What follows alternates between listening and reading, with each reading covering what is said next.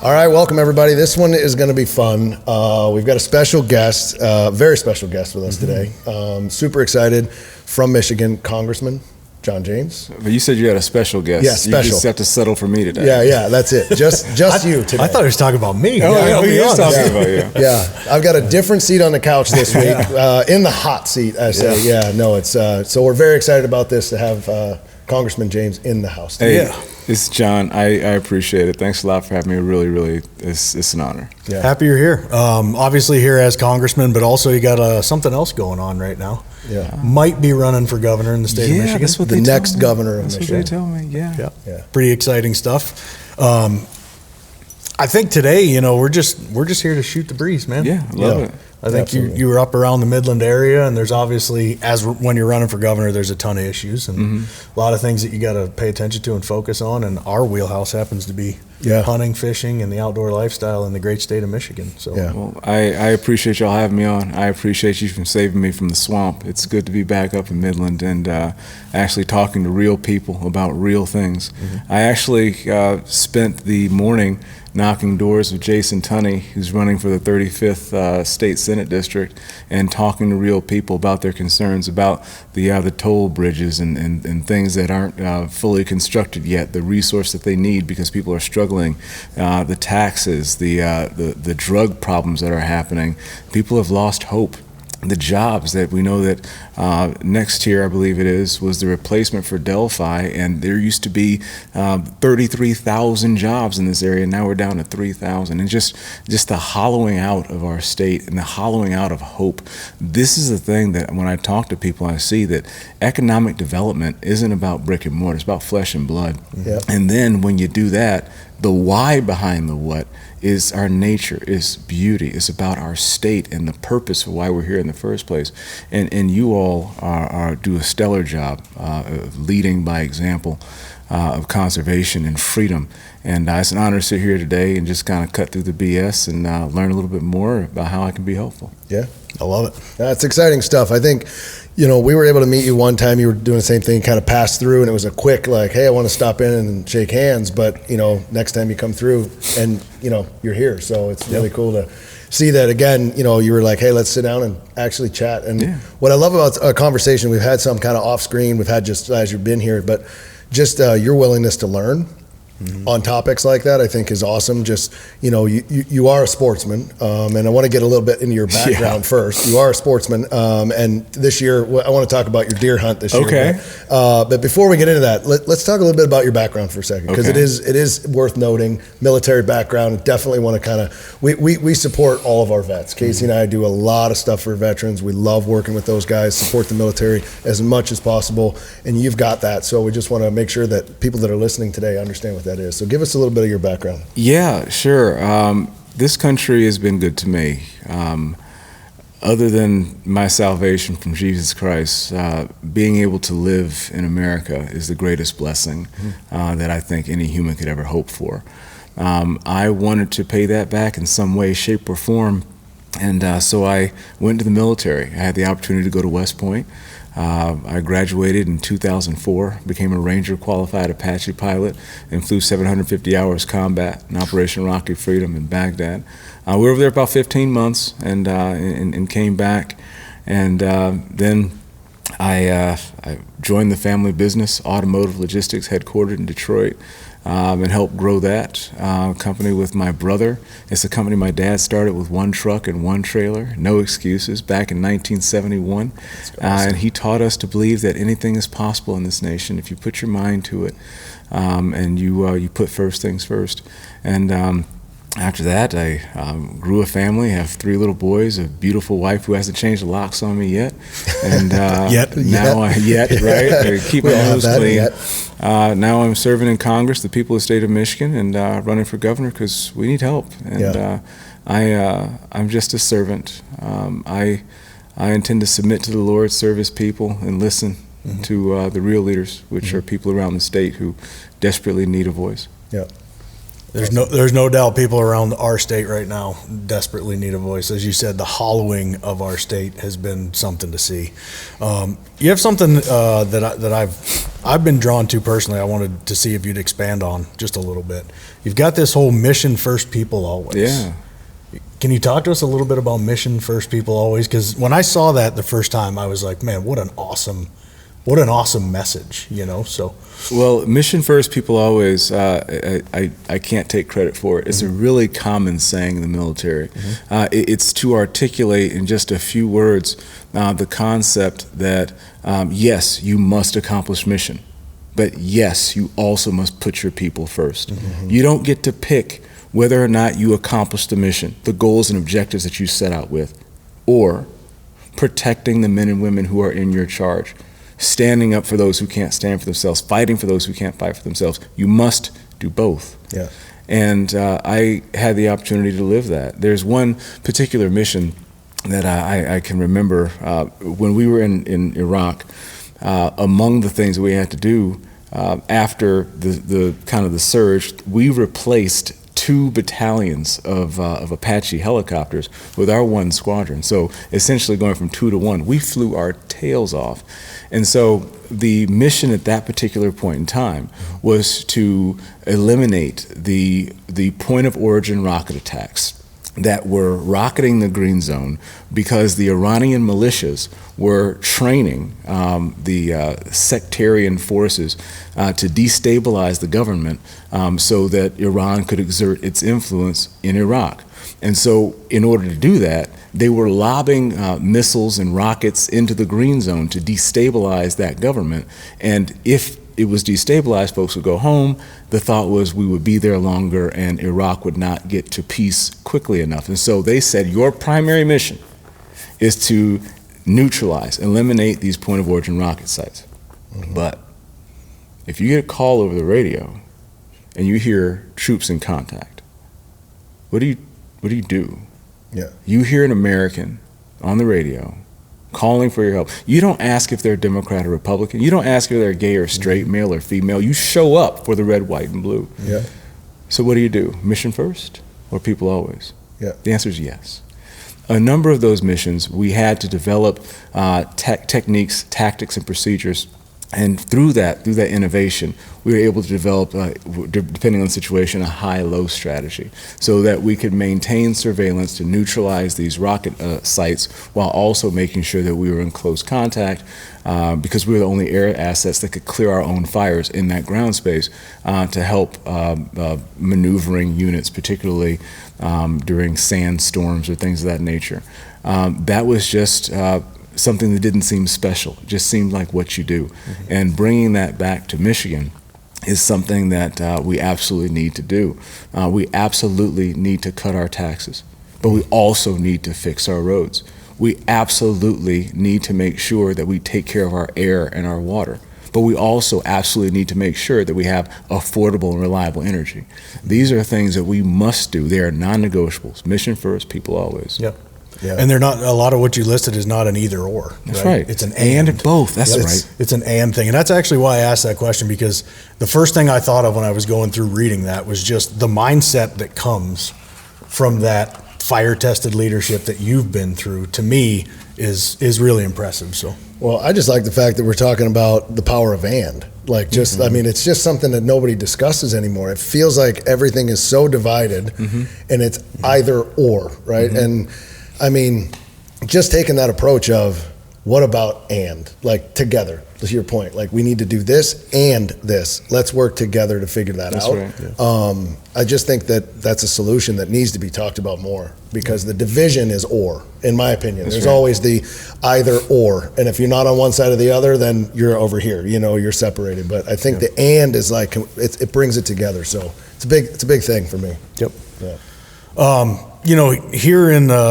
kind of central Michigan, you know, we're surrounded by the great outdoors. Yes. Let's talk a little bit about your experience, because as Chris mentioned, I know you most recently went on a deer hunt this past year. Right? Yes. I don't want to overstate my prowess, but that was my first, I guess, hunt for a four-legged animal. Yeah. And it was successful. Yeah. I was driving up, met one of my buddies, Pat Hylant. He runs 2O Gear. I'm not sure if it conflicts with any of your sponsors, but Mr. Pat we Hyland. go way back. Yes. I know you Mr. know Pat. Hyland. Very yeah, well. he's a good man. Oh, Scentlock too. Yeah, Scentlock. That's right. Yeah. He's a good man. He had me out to his camp, and this guy is really, really good. He spent years building the food plots, like getting everything tuned up, like just dialed and everything perfect. And he's like, "Hey, come out to the camp, and we'll set you up, and it'll be great." But this was my first time. Yeah. When I was growing up, my father, I grew up in Detroit, like in the city of Detroit, and my father was out there like hustling. He was starting this. He had this trucking company. He was growing. He would come back home late at night, get a couple hours of sleep, put on a suit, and then he'd get a call that he had to put on coveralls because there was a tractor that got stuck in a ditch between Detroit and Chicago. And so my dad was out there hustling, so I could have the life that he didn't have growing up.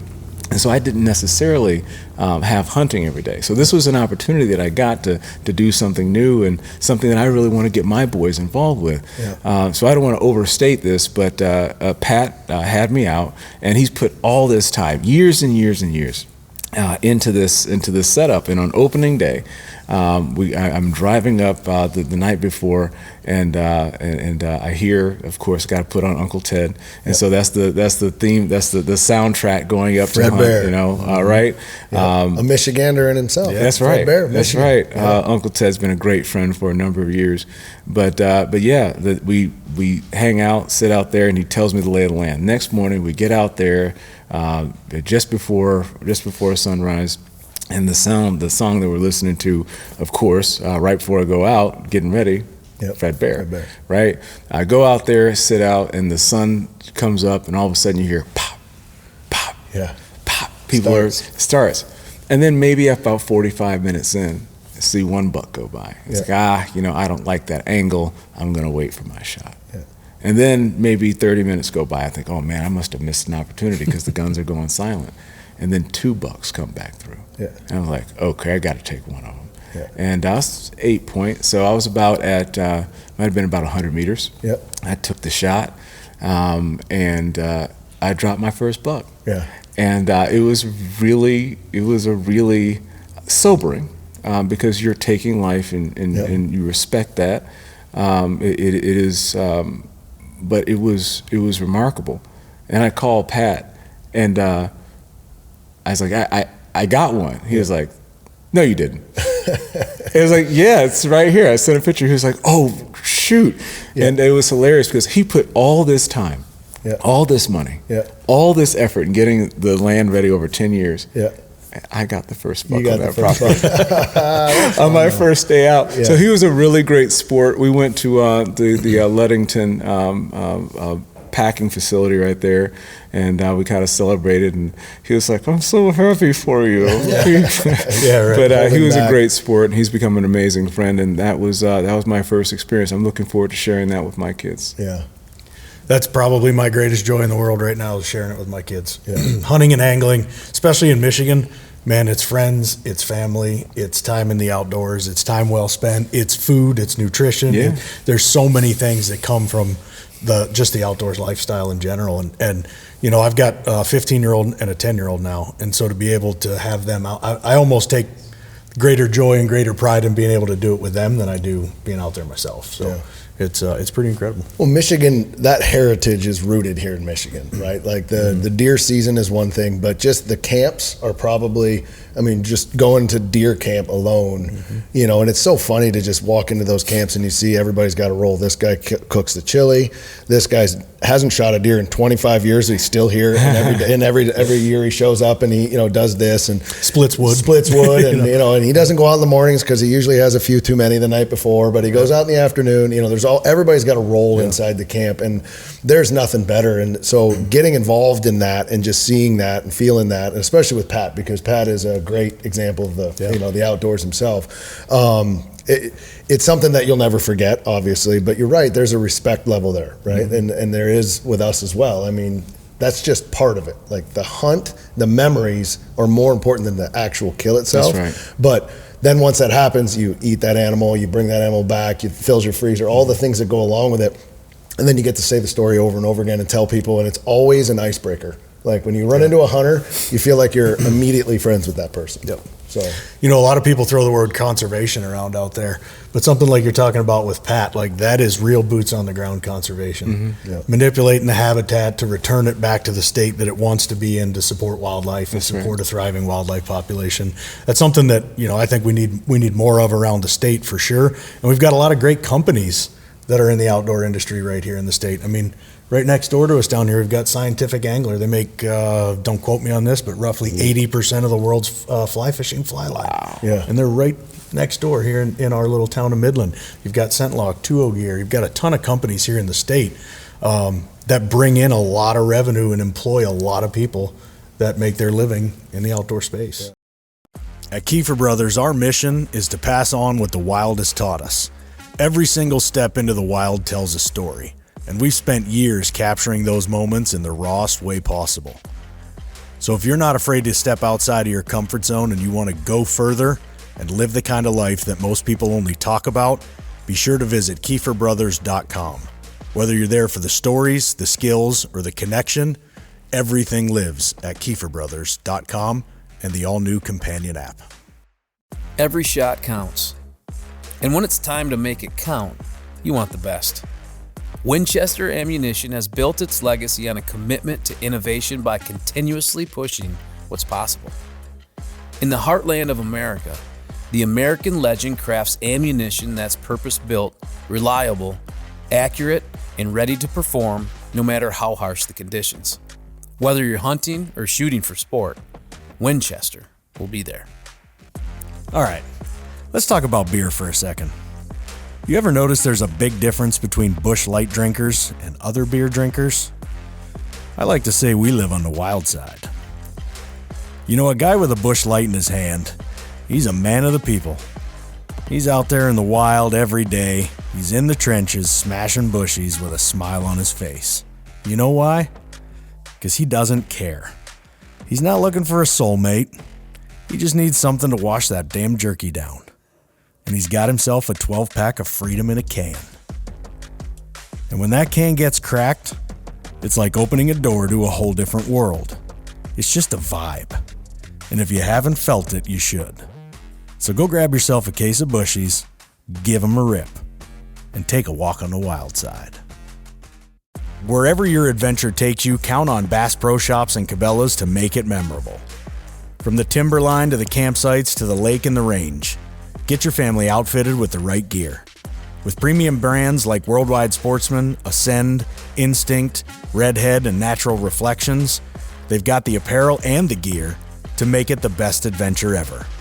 Stop by today for a one-of-a-kind shopping experience in-store or online at BassPro.com and Cabela's.com. See for yourself at Bass Pro Shops and Cabela's stores.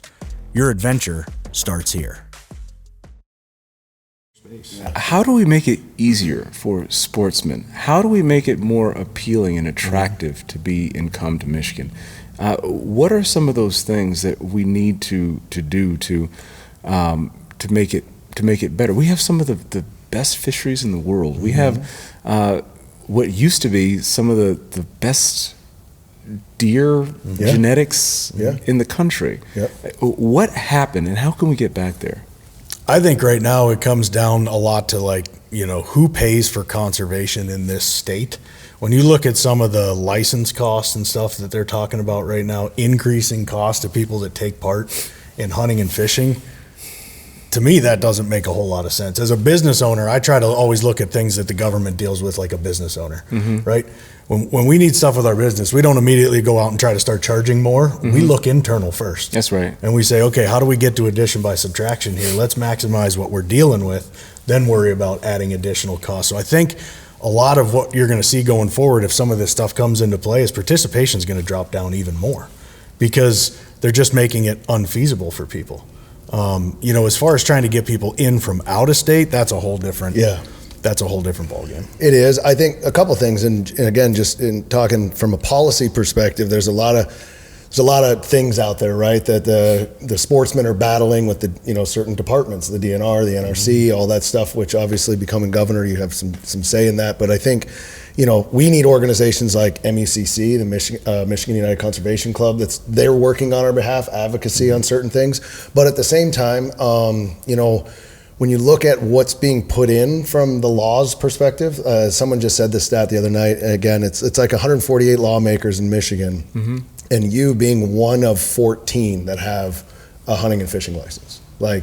So if you think about that from that perspective, and yet there's 500,000 licenses and 1 million fishing licenses, but 14 people of our lawmakers are the only ones that are actually making these laws. I mean, to me, that's a staggering stat. So having it doesn't sound like participation. Yeah, it doesn't sound like they're participating. And it's not representation either. So what I feel like, and going back to what you've said, is it's become economic, for the policies, but not for the sportsmen, right? So it's an economic thing, which I think it is. It should be for the state, because we are the largest conservation donors, hunters and fishermen. We are, hands down. And so, but what we don't do is, we don't have that big of a voice when it comes to what actually works within the state. And if you look at a state like, let's say, Alaska, for example, the hunting and fishing population, the people that are there, probably one of the best run states of anything when it comes to the DNR and how they run, but they self-police themselves. They work together as a group. In Michigan, there's just so much divide. It's a ton of divide between policy and the actual sports. Yeah, policy and ground truth are two very different things. Yeah. So I think what may bridge that divide, going back to the power of and, I think that bridge could be culture. The only thing that in my life, and you all have led teams, you've played on teams, and you know that the only thing that can change a culture is leadership. Yep. I think before you even get to policy, treating conservationists, hunters, anglers as advocates, as allies, and not adversaries. Yep, right? agreed. And changing the culture essentially to make it more friendly, less of an economic bucket exclusively, and more like a social, civic, and environmental duty to leave this place better than we found it. I talk all the time about restoring Michigan, and we have to restore our families. We have to restore our health. We have to do all that, but also restoring beauty. That's going to require a partnership, and it can't come exclusively from Lansing. And having a governor who's a sportsman as well is probably somebody who's going to at least respect people who've been doing it for a long time and will pass it on to their children. Yeah, and value the voices of those that do like we do. Yeah. I think a lot of it now, at least my opinion, is what you get now a lot of times is, here's what we're doing as the government, tell us what you think. I would rather see it as, we need to do something, tell us what and how. Because again, policy and ground truth are two entirely different things. Yeah, I have to agree with that. I think we as hunter and fishermen and everything, all the outdoorsmen, we carry the burden of conservation, but don't feel like there's any voice. There's no and in the policy, if that makes sense. So, and when I say we carry the burden of conservation, it's up to us. We're out there doing it to catch and release. It's up to us to pass on that buck, to let that go, to put the habitat on the farms, to spend our hard-earned money to build up the food plots, to do the stuff, right? So you're doing all of that, and then there's a policy that it doesn't allow you to do X, and it's coming from. So I think that disconnect in what you're saying, changing that culture, there really does need to be an and involved in helping set that stuff up. When you look at it from a hunter or angler perspective, a lot of times we are one of the only, and I'd have to actually go back and look if we are the only, but we're one of the only groups out there that self-imposes taxes, like upon ourselves, to fund the conservation in our state. So license sales, excise taxes, all of those things, like we willingly accept, yes, charge us more on the tax front so that then the government can turn around and put that money back into, the conservation side of things. So that's why when I look at raising license costs and doing stuff like that right now, it makes absolutely no sense to me. Yeah. So I'd rather look internal and go from there. So you asked a question real fast on the kind of like, how do we get people to come in? I think we look around the states that are around us, Ohio, and there's people traveling out of our state going to those states. So how do we get them to come here? And a lot of that is, it's not about we have, I mean, our state is loaded with stuff. It's just a matter of the quality of that animal. It's not about genetics. We were talking a little bit earlier. I think the way it's set up, it's just, at this point, it's not really attractive to drive from Illinois to Michigan to come up here to maybe shoot something that, you know, isn't get meat. Yeah, to get some meat, when in that state they can just do it. Where the reverse is the laws that are in place in other states that allow for shooting less deer, you know, one tag versus however many. I think we can get up to like 15 tags. The things that are down there that allow for those deer to grow, mature, get bigger, all of that stuff. Then all of a sudden it's like, now everyone's going for Michigan, and they're headed down to their lease in Ohio, in Illinois, in Missouri, in Kansas, in Iowa, and all of a sudden, like, so everyone's fleeing to go there to hunt, which then when they do come back, they're like, well, I've been down there where the big bucks are, so I don't need a license. I'm not going to hunt in Michigan this year because I'm going there. And it just kind of continues to have that. And that's nothing to do with genetics. All that revenue. Yeah. Right out of the state. So. And it's a lot. Yeah. What are some of the first things that would need to change in order to address that? What are some things that I'm sure you've been driving along, some things that frustrate you, things that as people engage with your platform, what are some of the more common solutions? I mean, you just mentioned, rather than the government coming in and saying, this is what we're going to do, what do you think? Let's flip it now. Let's flip it right now. What do you hear from sportsmen out there about what we need to do, what we need to change? So there's a lot of dynamics at play there for sure. One of them, we've got an age out thing going on where a lot of people that grew up with this lifestyle are starting to age out. So to me, like an actual appointed campaign for hunter recruitment, I think is something that absolutely has to happen, because we can manage and policy and set laws and rules and regulations till the cows come home. But if we don't have participants, none of it's going to mean anything.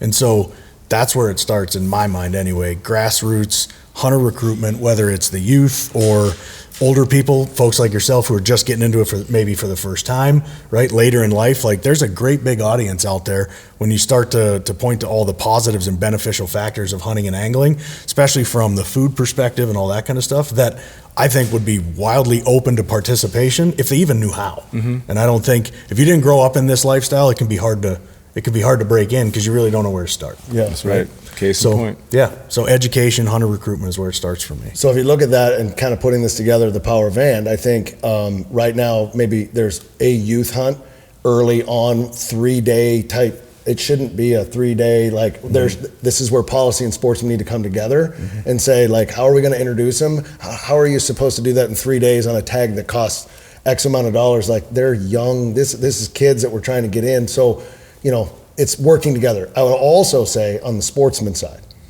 the brown it's down mentality of Michigan and like all this, there has been a mentality in Michigan of like, man, you shoot it, I'm just shooting it. Spike horn, whatever it may be. I think you have to buy in on the management of sportsmen too. So it's not, I'm not putting all the onus and pressure on the government, as well as like we as sportsmen have to start to like really think through some of this stuff together and look at how we can change the mentality of people to say, look, this is what's happened in the state, this other state, because of these things. And yeah, it's going to take time. But at the end of the day, if you really want to shoot big bucks, these are the things that need to be in. Now let's work together with government to figure it out. So there does have to be a shift on the sportsman side as well, in my opinion. Yep.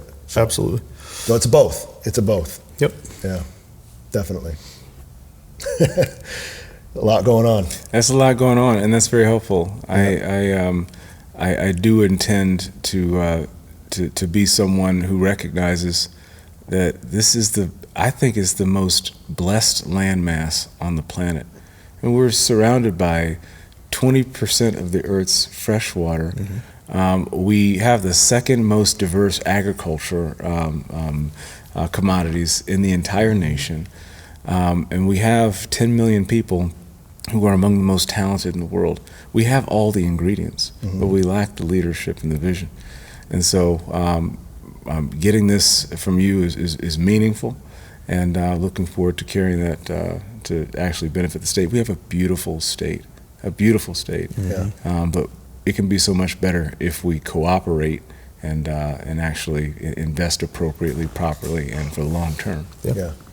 Well, we're excited that that you're in the position that you're in, obviously, and that you have experienced that, and you are, willing to be open to that, the sportsman that you are. So, in your background, obviously, so we're extremely honored that you came and kind of sat with us today, get a chance to cut it up and have some fun with it, and just talk. I mean, I think that's where it starts, is talking and going from there. So, and I agree with you 100% on culture change comes from leadership and leadership only.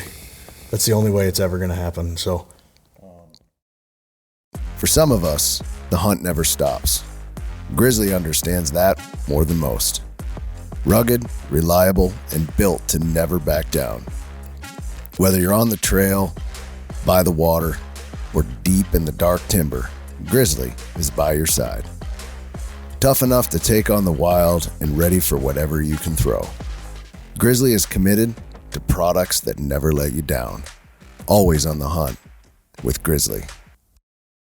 Out here in the wild, precision isn't just a luxury, it's a necessity. Leupold Optics is built on the foundation of American craftsmanship, where every features function first.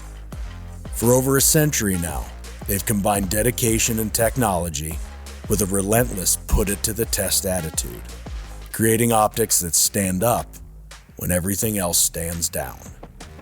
When it matters most, you need the best. That's what you get with Leupold Optics. While other companies out there warranty failure, Leupold guarantees performance for life. You've got things that matter. Memories, heirlooms, documents, firearms. And we all know that life is unpredictable. At Winchester Safes, they make sure life's unpredictable moments don't take those things from you. They use state-of-the-art methods that refuse to sacrifice quality. They put everything they have into their products, offering proven protection and peace of mind.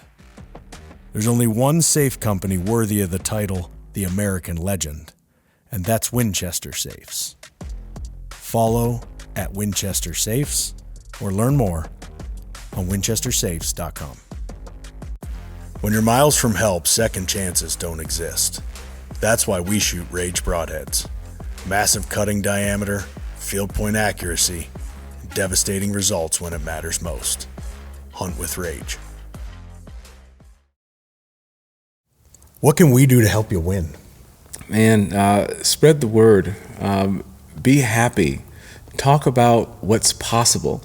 Everybody knows where we're coming from. But this is the cool part about what Michigan faces.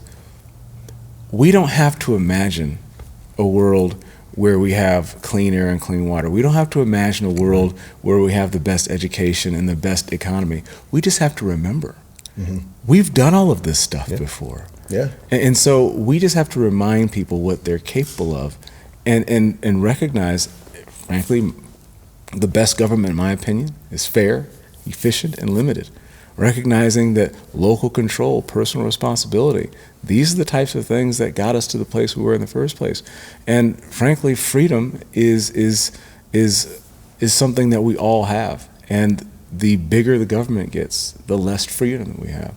I think that we share that message, and it'll get people excited that the best is yet to come. There is hope, and we're right around the corner for a better life for everyone. Now, this isn't Pollyanna stuff. It's going to take a lot of work. It's going to be hard. But we can do hard things. We've done hard things before, and we'll do hard things again. And so, if that can't get you fired up, I don't know what you're doing. But we have the best reason in the world. We have our kids. We have the best reason in the world to do this right. And so what you can do is spread the word for the opportunity that we have to give sportsmen a voice, to leave the state better than we found it, and to help create a better future for our kids, and have a little bit of fun doing it too.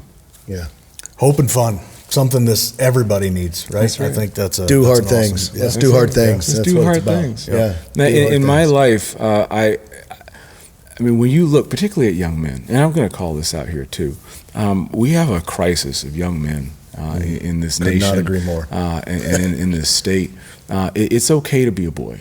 It's okay. It's okay to be a girl. It's okay to be a boy. It's okay to be how God made you. You are fearfully and wonderfully made. And it's okay to tell our young boys that. When you mention you're going to a camp and every guy knows his role, right? There's something that's elemental, that's therapeutic about being around other guys.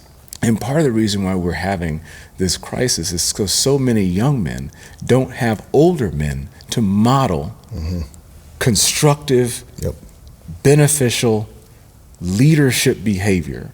And sometimes being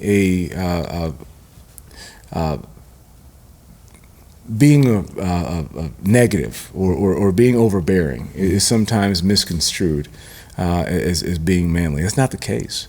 And so being in a camp, being hunting, acquainting young men and women, but young men for this example, with hunting, getting them out to the wilderness, being one with nature, I think these are things that are going to have a positive effect on society, not just when it comes from hunting, but I also think in recentering us as humans, because we're animals, recentering us as humans and really helping to teach our young men how to be productive members of society and that great responsibility of conservation. And there are bigger lessons here, and being able to model that behavior for the next generation is also very important. That is literally why I take my kids to the field. The lessons that they get outside of the meat that we fill the freezer with, the discipline, the patience, the perseverance, all of the things that come with participating in the outdoors, whether it's hunting or angling or both. The preparation, right? You don't just show up. That's right. That's right. Just the mindset that it helps cultivate in some of these young kids now.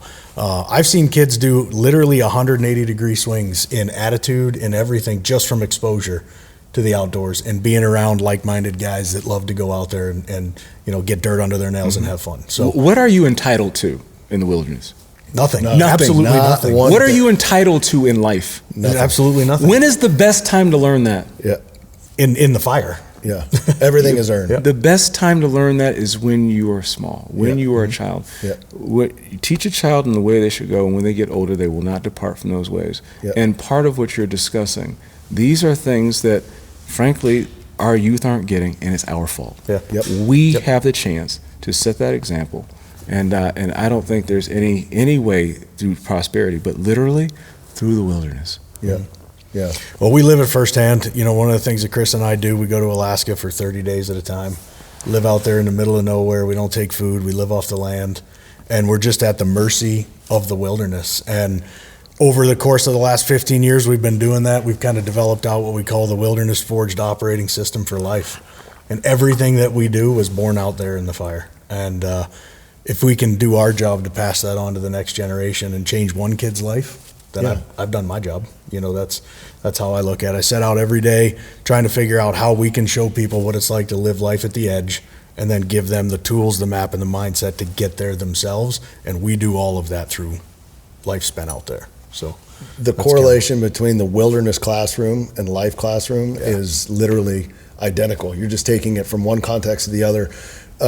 Example of let's use establishing a good base camp. Right? You're going to establish a good base camp. One of the most important things in the wild is to establish your base camp, right? And you feel safe there, you feel home, you got food, you got water, it's no different in life. Start with your base camp. Establish a good base camp. You communicate with your children, get them outside, do the things. They have to feel safe, you have to feel safe. That's your base camp. And then from there, you start to go out, and it's no different than living in the wild. Everything correlates to itself, and the Wilderness Forge system is no different. And for us, we try to bring that back from the wild and go, what did we just learn, and how does it correlate to our business? How does it correlate to our life, to our family? And then live those values. And I agree with you 100% that our young generation is missing out because there's a gap of men, if you will, that are not living and teaching those types of things. And I do think it's so necessary. And it doesn't, you don't have to be an expert. You just have to go experience it. That's right. Right? You just have to experience it once. I've seen kids' eyes light up just after going on a fishing trip at a pond. Like, they had no idea that they could do that, right? And that goes to 10 years later. There's a kid that I remember specifically as a duck hunter, and we ran into him and called. And now, like, he was just a little tiny kid, and he was walking around, and guys were teaching him how to duck call. And now he's at the NWTF competing as a world champion duck caller, doing all this stuff. And you're like, this kid built a business off of it. Was this big, and he's built a business, he's done the stuff, but it was an influential moment in his life. And the wild can do that, and I think nature can do that. But just overall, I mean, we need more of that in the state of Michigan, because the state of Michigan that I know, on the weekends, everybody's gathering up and they're sitting around a campfire and they're, cooking their food and they're crappie and they're doing the fish fry and they're hanging. That's the Michigan that I know, and it's all been earned. It's all been caught. Everybody has a story, and it's not what the media portrays. It's not the stuff that's out there, the fighting. No, they just want to live their lives, and they want someone that can lead them. And so I think that's what we're talking about today, is that leadership is where we look to someone like yourself to say, help lead us through this next phase. Yep. So excited about it. It'll be a team effort. Yeah. We're here. You let us know how we can help. Yeah. We're here for it, man. We appreciate it. Thanks for being men of your word. You invited me back into your home and just to talk and chat, and I appreciate it. I've learned a lot. Now we got to get to work. Yeah, gotta get to work. Appreciate it. Thanks, guys. Thanks for listening. And obviously, where can everybody go to find out more about you so we can get the state? If you're in Michigan, this is our next governor. So let's figure it out. JohnJamesMI.com or John James MI on all the socials. All right. Okay. Very cool. Get out there and make your voice heard. There you go. JohnJamesMI.com.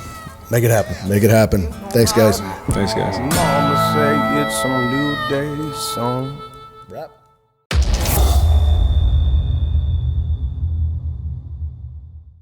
Seeing your arrow vanish in the dark is pure adrenaline. Nocturnal makes it clear. Bright, tough, and dead simple to use. Low light or last light. Track your shot all the way through. Shoot Nocturnal. Some call it out on the trail. I like to call it the road less traveled. The kind of place where the going gets tough. That's where Tracker Off-Road comes in. Made for those who won't back down. Tracker Off-Road delivers the hardest working machines with the greatest capability at the strongest value in the industry. Built by those who know what it takes and designed for those who don't turn back. Tracker is dedicated to delivering machines that let you get the most out of your day and your dollar. Ready to take on your next adventure? Go with Tracker Off-Road. Accuracy isn't optional. It's survival. Carbon Express arrows are built for serious hunters chasing clean kills and confidence in every shot. Across the Midwest or all through Alaska, it does not matter. Hunt hard and shoot straight. Carbon Express.